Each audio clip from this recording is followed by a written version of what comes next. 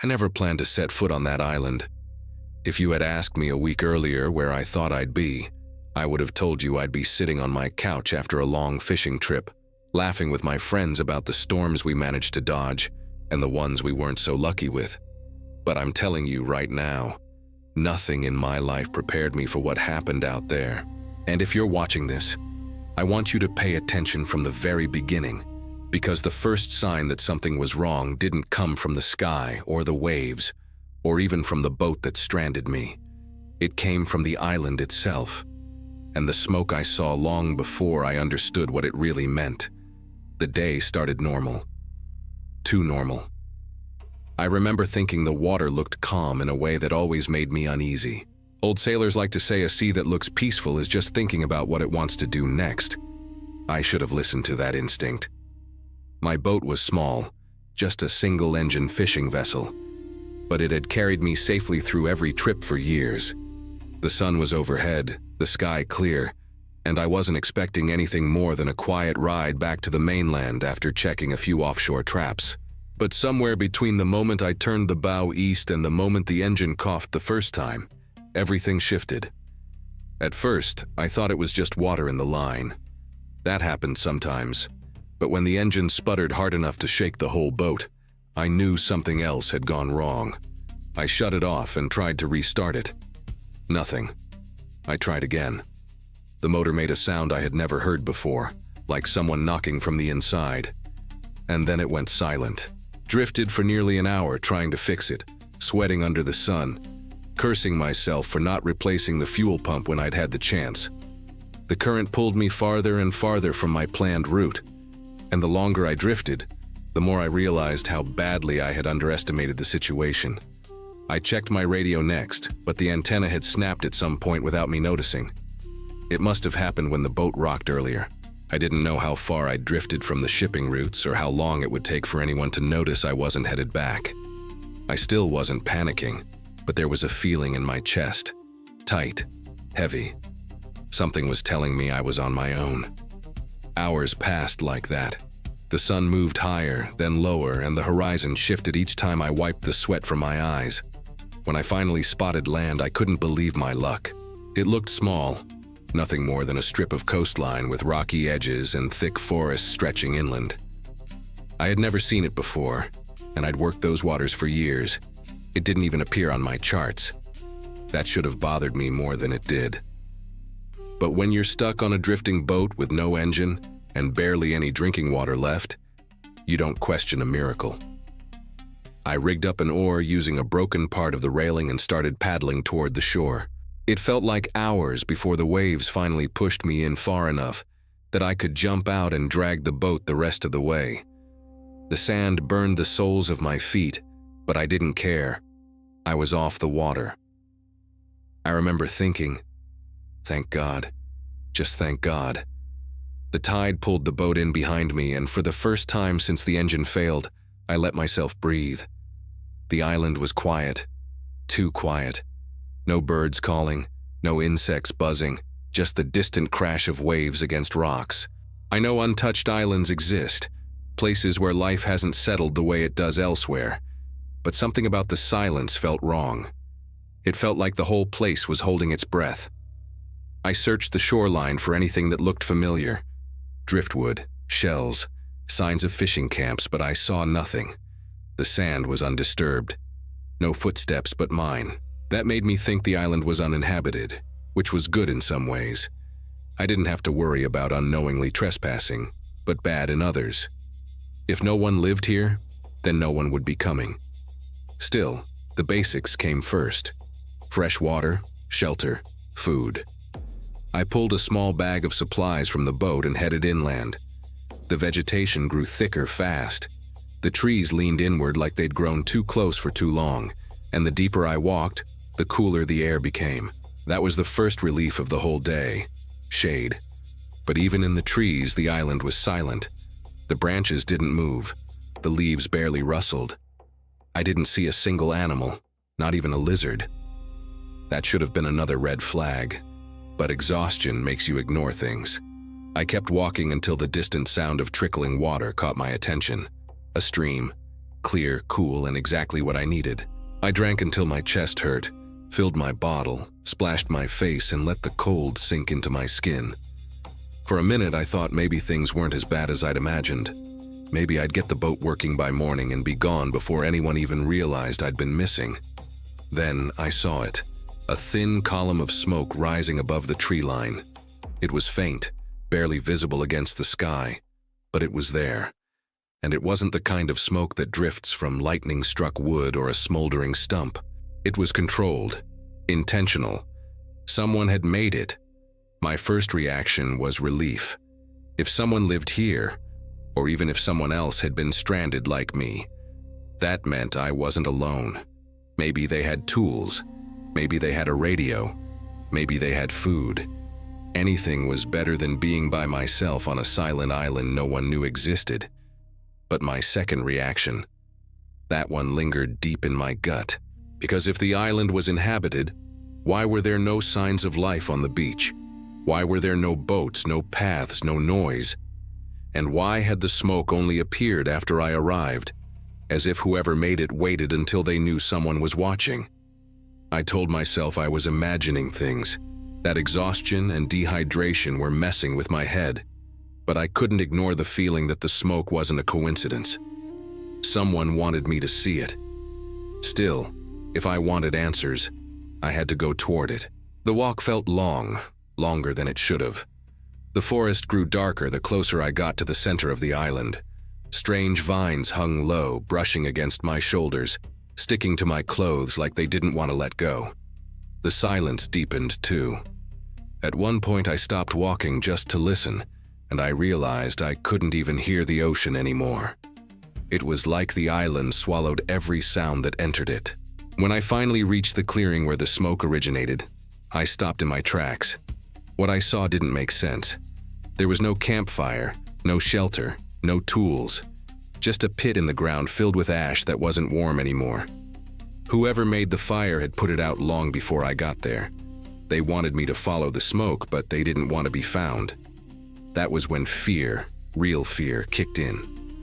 I felt watched, not by an animal or some imagined presence, but by a person, someone close, someone I couldn't see. I turned in slow circles, scanning the trees, searching for any sign of movement, but everything looked still. Too still.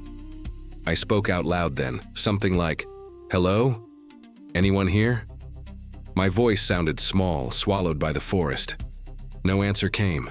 I tried again, louder this time. Still nothing. That was when I noticed the footprints.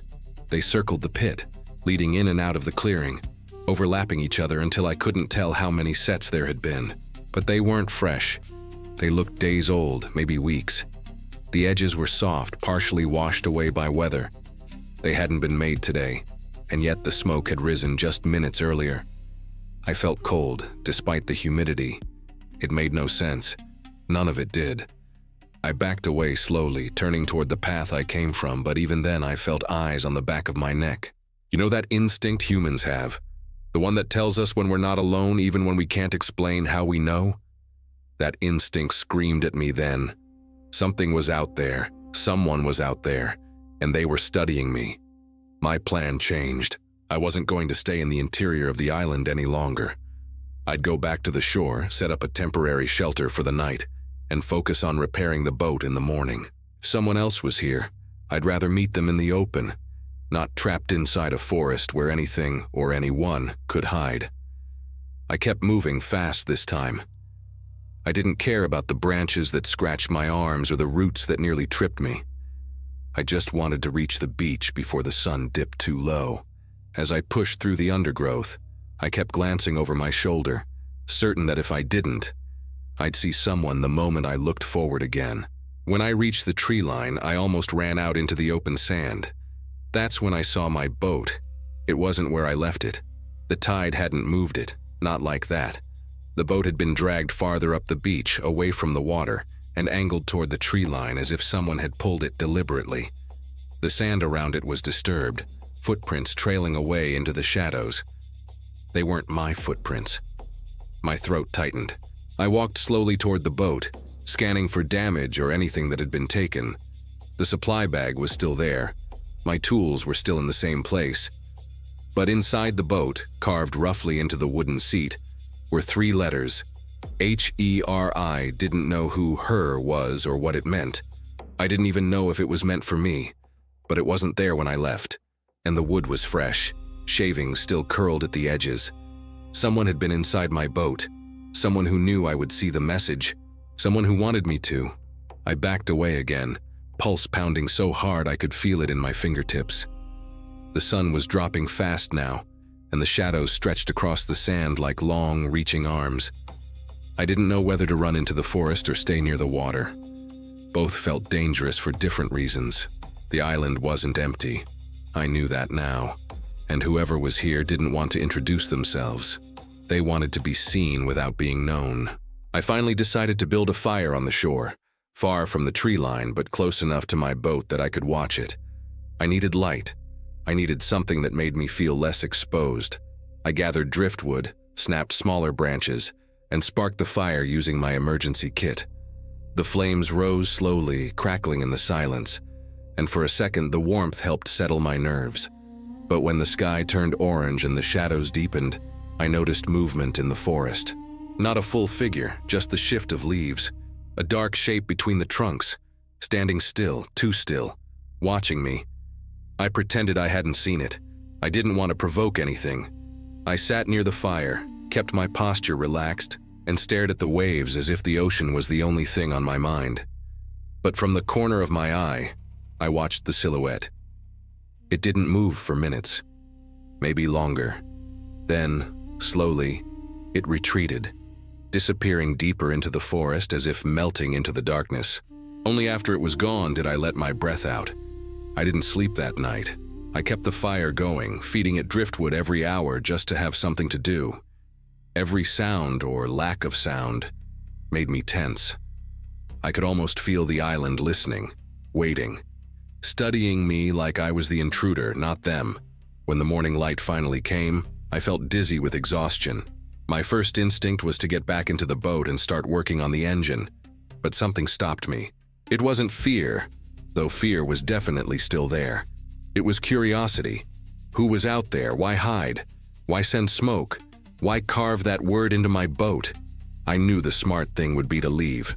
Forget the island existed. Forget the person who watched me from the shadows. Forget the smoke, the footprints, the silence. But I couldn't. Not anymore. Because something on that island wasn't just hiding. It was waiting for me. And the second day was when everything truly began. When the sun rose on that second day, its light made the island look almost harmless. The sky was clear, the sand warm, and the trees glowing with that early golden shine that makes everything seem peaceful. But peace was the last thing I felt. The only reason I made it through the night was because the fire kept whatever was watching me at a distance. And now that daylight had returned, I knew I had 2 options. Find who was out there, or give them the chance to find me first. I checked the boat again to confirm nothing else had been touched. The word was still carved clearly into the wood. Her. I ran my fingers over the letters, trying to feel something, an intention, a meaning. But all it felt like was a warning I didn't know how to interpret. I grabbed my tools next and opened the engine compartment.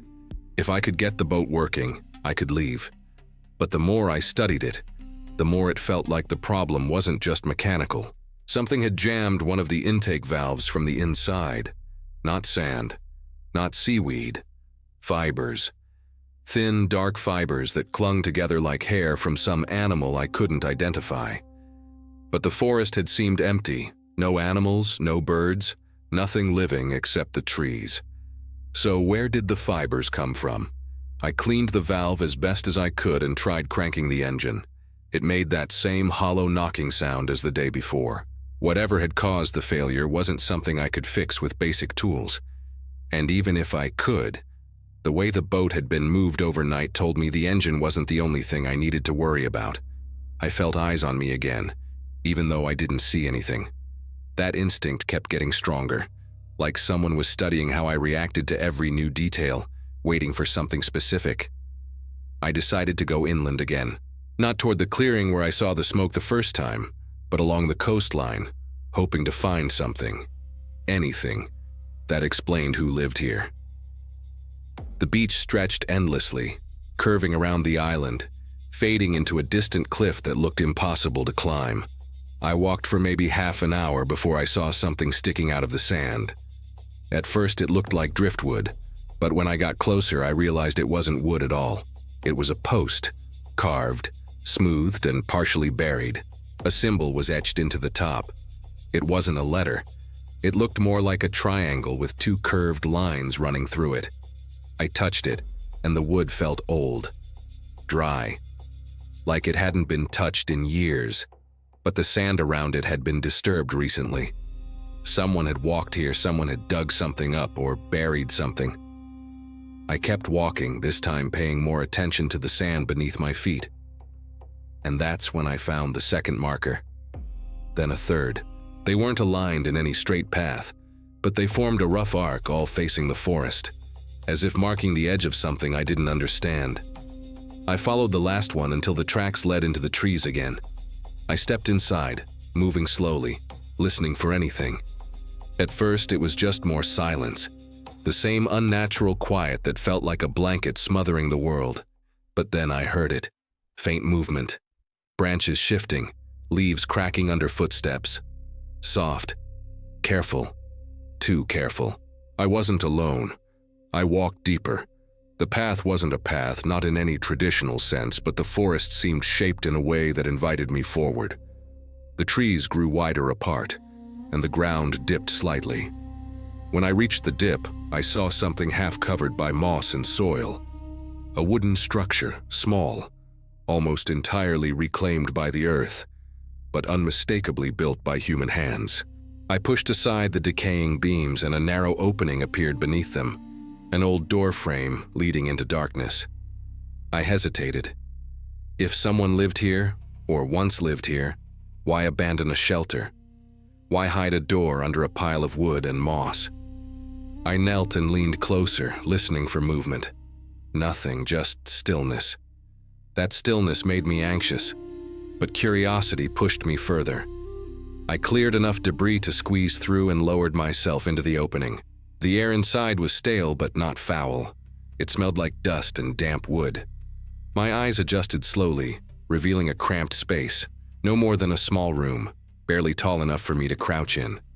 The walls were lined with carvings, dozens of them, symbols, shapes, spirals, lines that formed patterns.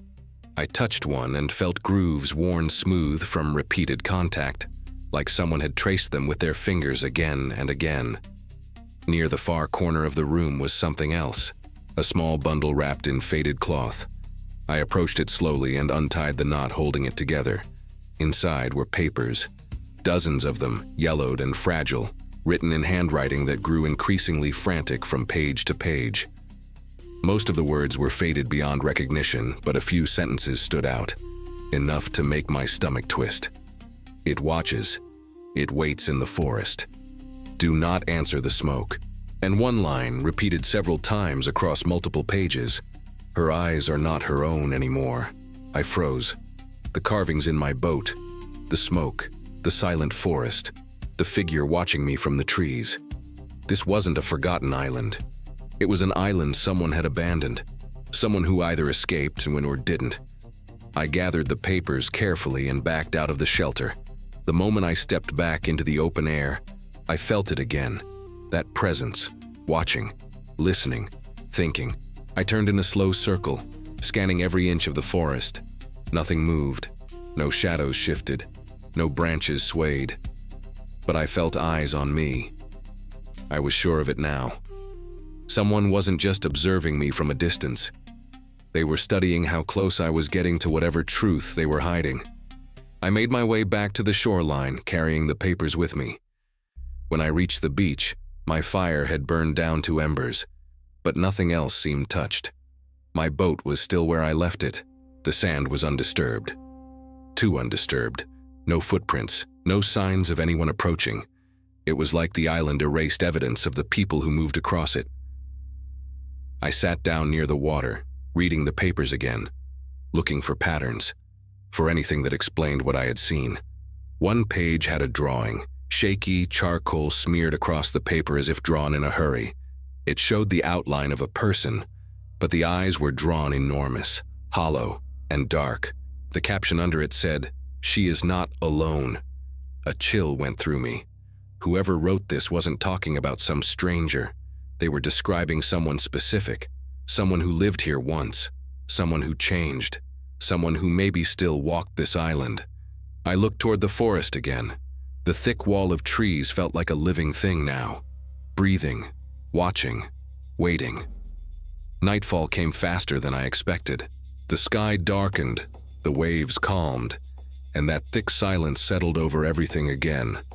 I rebuilt the fire, feeding it steadily, trying to keep my hands from shaking. I didn't want to sleep. I didn't want to close my eyes. Every time I glanced toward the tree line, I expected to see the silhouette again. And eventually, I did. But this time, it wasn't just one figure. There were two. One stood closer to the left. The same height, same posture, same stillness as before.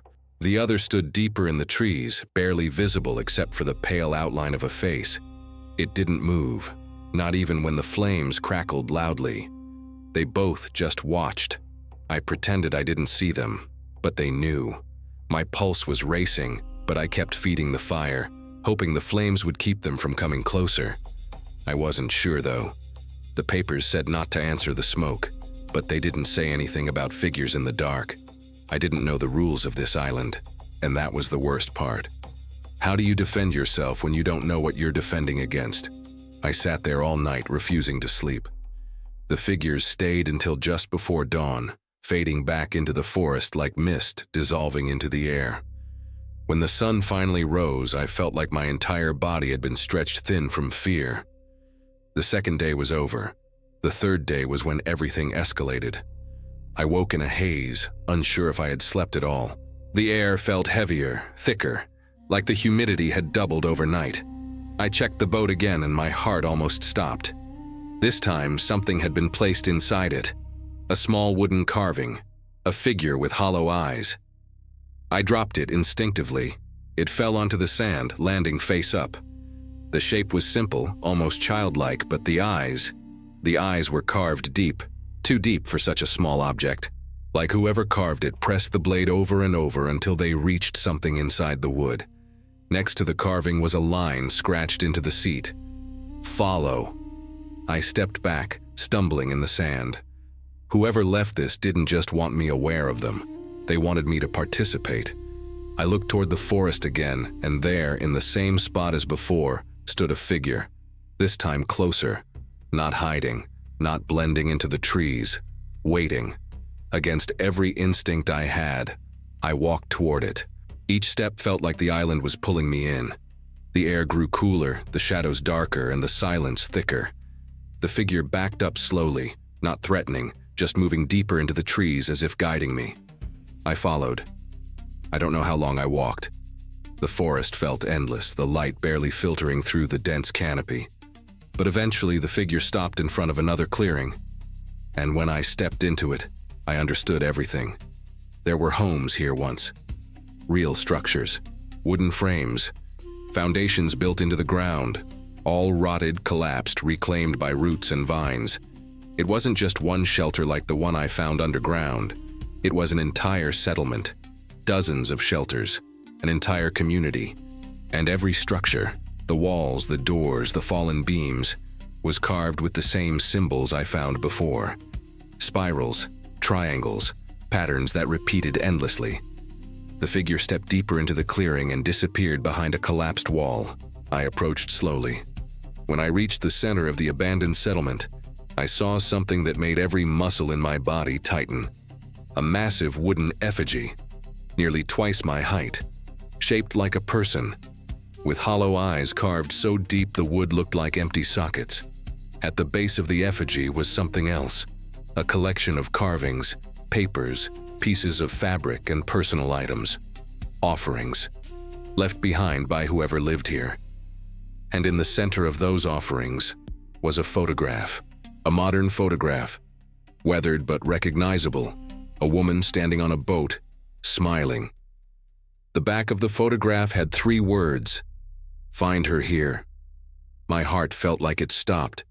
The boat in the picture wasn't mine. The woman wasn't someone I knew, but someone had taken this picture recently, recent enough for the colors to still show through the wear. She had been here. Someone new, not part of the old settlement. Maybe she was the one they meant by her. Maybe she was the reason they watched me. Maybe she was the one who sent the smoke. I looked toward the trees again, expecting the figure to return. But this time I saw something else. Movement. Fast. Silent. Right behind me. I spun around, and that was the moment everything changed. Because I finally saw who had been watching me all this time. Not a stranger. Not a creature. A person. A woman. Her clothes were tattered, her hair wild. Her skin marked with symbols just like the ones carved into the wood. But her eyes were empty, completely empty. Not blind, not injured, just hollow, like she was looking at the world through someone else's thoughts. She stepped toward me, her movement slow but deliberate, and for the first time she spoke. Her voice was soft, too soft. He followed. My blood went cold. The carved message in my boat wasn't a warning. It wasn't a name. It was a statement. Her. As in her arrival. And now, he followed. Me. I took a step back, but she matched it, her head tilting slightly like she was trying to understand something inside me. Then she raised her hand and pointed toward the effigy. They wait. That was when I realized I had never been dealing with one person. There were more. Many more. Shadows emerging from the trees. Figures stepping into the light. All with the same hollow eyes. I didn't know what they wanted. I didn't know what would happen if I ran. But I knew one thing for sure. I wasn't supposed to be on that island. And whatever lived there, whatever controlled those people, had decided I was next. That was the moment I made the choice that saved my life. The only chance I had was to turn and run, using every ounce of strength left in me. I sprinted through the clearing, branches scraping my arms, thorns tearing at my legs. I didn't look back, not once, not even when I heard the sound of footsteps behind me. I don't know how long I ran. Long enough for my lungs to feel like they were collapsing. Long enough for the trees to blur around me. Long enough that the forest finally opened into the shoreline again. My boat was still there. The engine still dead. The sea still impossibly calm. But I didn't think, I acted. I shoved the boat into the surf, forcing it into deeper water until the waves lifted it off the sand. I climbed inside and grabbed the oar I'd carved earlier. Every second felt like a lifetime. Every splash of water like a race against something just behind me. Only when I was far enough from shore did I dare look back. The shoreline was empty, completely empty. But I knew they were there, watching, waiting. Understanding that I had escaped, but not in the way they expected. And the moment the current caught my boat, pulling me away from the island, I heard one final sound drifting across the water. Her voice, whispering something I will never forget. Come back. I rowed harder, harder than I ever had in my life. Hours later, a passing vessel found me drifting in open water, half conscious, dehydrated, and shaking so badly I couldn't speak at first. They took me aboard, radioed for help, tried to ask where I came from. I only pointed toward the horizon. But by the time they looked, the island was gone. Just open sea, they thought I imagined it. But I know what I saw. I know who I saw. And I know the island is still out there somewhere, waiting for the next person who drifts too close. Thank you for staying with me through this. I know this story isn't easy to believe, but I needed to tell it. I needed someone else to hear what happened. If you're watching this, please be careful out on the water. Not everything out there is marked on maps, and some places aren't meant to be found. Thank you for listening. It means more than you know. If my story resonated with you, or if you want to hear more survival experiences like this, consider supporting the channel. Share this with someone who loves mysteries or remote places, and make sure to subscribe so you don't miss whatever comes next. And please, stay safe, always.